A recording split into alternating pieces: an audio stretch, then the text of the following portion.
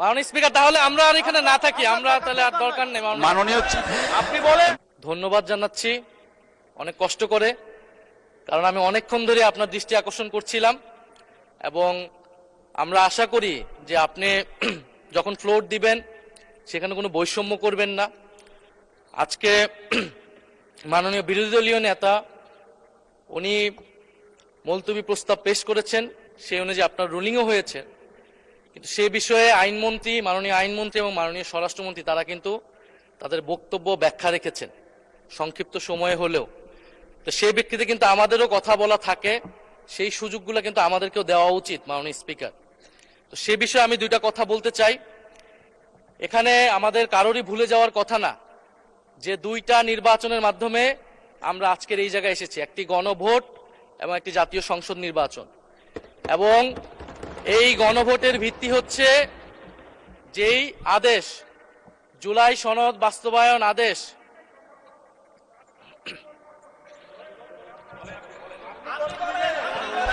আপনি বলেন।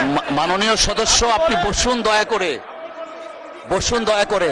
জি chief whip, আপনি আপনার বক্তব্য সমাপ্ত করেন। ধন্যবাদ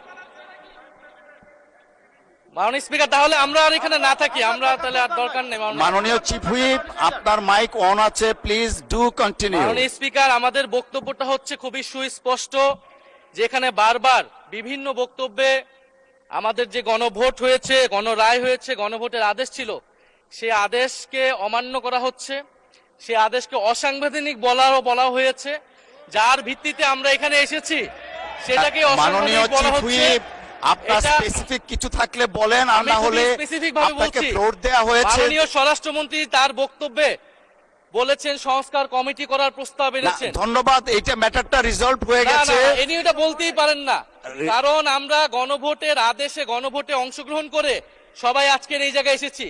আমরা সংবিধান সংশোধনের জন্য এখানে আসি নাই, সংবিধান সংস্কারের জন্য আমরা এসেছি। ধন্যবাদ মাননীয় চিফ হুইপ। এবং মাননীয় সংসদ সদস্য জনাব হান্নান মাসুদ, আপনি আপনার অসমাপ্ত বক্তব্য সমাপ্ত শুরু করুন। নিয়ে আসতে বলেছেন, সেটার জন্য আমাদের সংবিধান।